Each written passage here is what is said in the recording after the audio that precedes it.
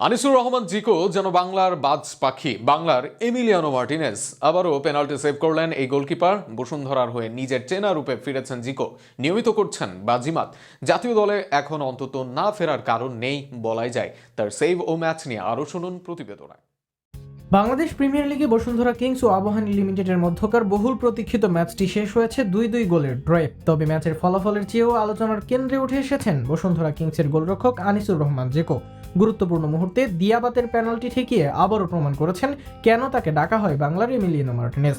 শনিবার কিংস অ্যারেনায় অষ্টম রাউন্ডের এই ম্যাচে শুরুটা দারুণ ছিল স্বাগতিক কিংসের। ম্যাচের পঞ্চম মিনিটে ইয়াসিন খানের ভুল পাসের সুযোগ কাজে লাগিয়ে রাকিব হোসেন নিখুঁত শটে দলকে এগিয়ে নেন। 16 মিনিটে ব্যবধান দ্বিগুণ করেন নাইজেরিয়ান ফরওয়ার্ড ইমানুয়েল সান্ডে। তখন মনে হচ্ছিল ম্যাচের নিয়ন্ত্রণ পুরোপুরি কিংসের হাতেই। তবে সহজে হার মানেনি আবাহনী। 19 মিনিটে পেনাল্টি থেকে গোল করে দলকে ম্যাচে ফেরান সুলেমান দিয়াবাতে। বিরতির পর 51তম মিনিটে শেখ মুরসালিনের সঙ্গে চমৎকার সমন্বয়ে আবারও গোল করেন দিয়াবাতে। ম্যাচের সমতা ফেরে 2-2 গোলে। ম্যাচের সবচেয়ে নাটকীয় মুহূর্ত আসে 70তম মিনিটে। কিংসের ডিফেন্ডার এমানুয়েল টনি অফসাইড ভেবে বক্সের ভেতরে হাত দিয়ে বল ধরলে রেফারি পেনাল্টির বাঁশি বাজান। ম্যাচ জয়ের সুবর্ণ সুযোগ পায় আবাহনী। কিন্তু ঠিক তখনই দৃশ্যপটে হাজির আনিসুর রহমান জিকো।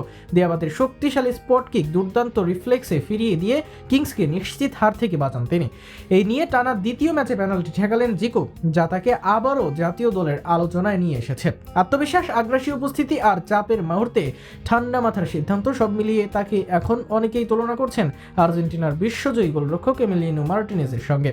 ড্র হলেও 17 পয়েন্ট নিয়ে টেবিলের শীর্ষস্থান ধরে রেখেছে বসুন্ধরা কিংস। 10 পয়েন্ট নিয়ে আবাহনী আছে পঞ্চম স্থানে। তবে ম্যাচ শেষে সবচেয়ে বড় প্রশ্ন একটাই, এই পারফরমেন্স কি জিকোর জাতীয় দলে ফেরার দরজা খুলে দেবে? মাঠের পারফরমেন্স বলছে উত্তরটা হয়তো হ্যাঁ।